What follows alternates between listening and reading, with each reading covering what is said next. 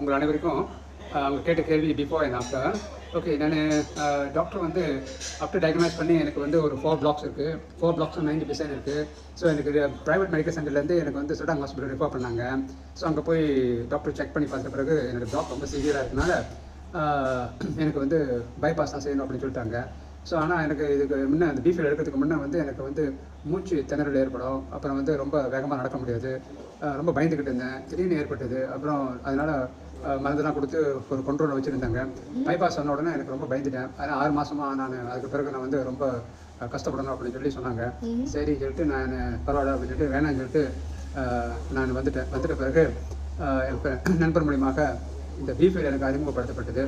அப்புறம் அந்த பீஃபில் வந்து 2 ஸ்டேஷன் மார்னிங் வந்து எடுத்துருந்தேன்.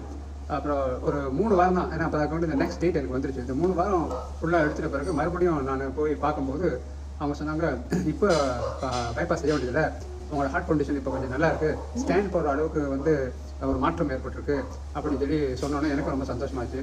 அப்புறம் அந்த வாயில் வெயிட்டிங் அந்த ஹாஸ்பிட்டலில் அட்மிட் பண்ணியிருந்தாங்களே, அப்போ வாயில் வெயிட்டிங் பண்ணும்போது அங்கே நிறைய பேர் அந்த என்னுடைய வார்டில் ரூமில் வந்து ஒரு 6 பேர் இருந்தாங்க. அவங்கெல்லாம் வந்து ரொம்ப கஷ்டப்பட்டுக்கிட்டு பயந்துக்கிட்டுலாம் இருந்தாங்க.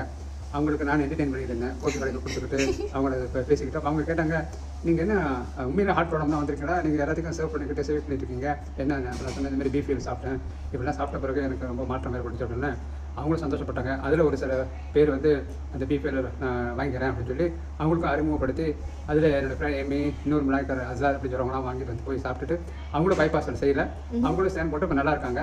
ஸோ அதனால் இந்த ப்ராடக்ட்டை பற்றி சொல்லணும்னாக்கா ஒரு அற்புதமான ஒரு சப்ளிமெண்ட்.